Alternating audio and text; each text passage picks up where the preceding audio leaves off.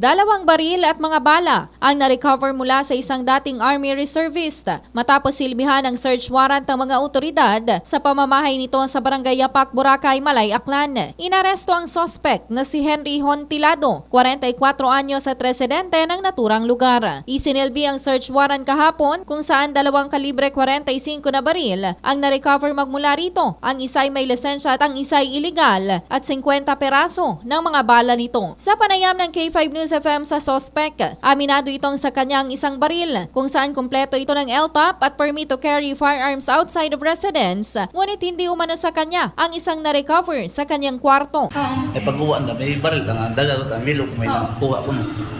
Ay bukod at akon to. Pero bukod sa timo to. Bukod akon to ma'am. Ay paano may habulid sa baril ito timo? Ay bukod at akon ma'am. Bisan paton ako ma'am. Bukod at akon to ma'am.